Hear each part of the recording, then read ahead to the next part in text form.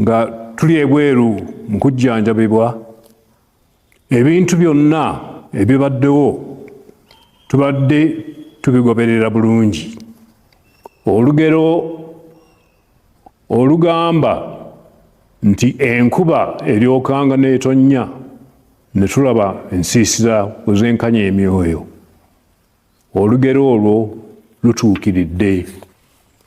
Bulijjo tubakuutira okwegatta,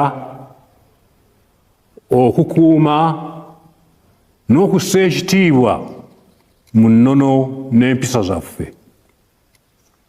Wano omulabe w'ayinza okuyita singa tugayaalirira ensonga zino.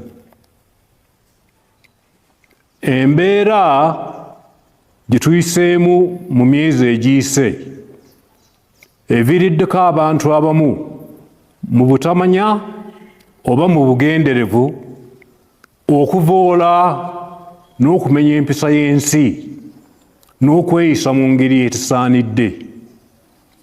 Bakoze ebintu bingi okuubisa abantu baffe ebikwata ku Nnamulondo n'Obwakabaka. Kino kya bulabe ddala. Abantu abo musaana okubeegendereza ddala. N'olw'ensonga eyo tujjukiza abantu baffe ensonga zino.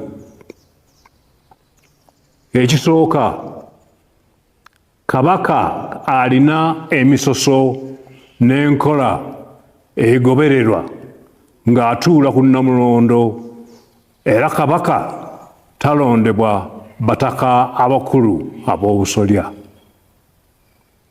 Abataka ab'enkizo bamanyiddwa bulungi, nabo beemanyi era bamanyi n'obuvunaanyizibwa bwabwe.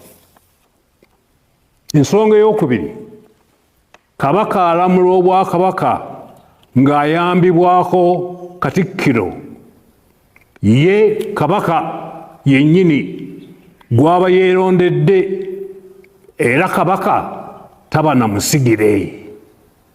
Ensonga ey'okusatu, mu nnono zaffe Kabaka alina eddembe okuteekawo oba okudibya empisa ezimu okusinziira ku mulembe nga bwe gubeera.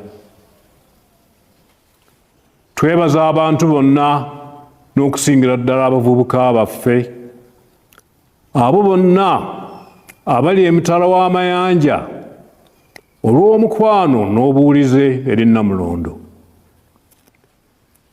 Kisaanidde omukwano ogwo gukuumibwe era gulagibwe nga mulimu empisa n'obuntubulamu nga bwe kimanyiddwa okuva edda n'edda.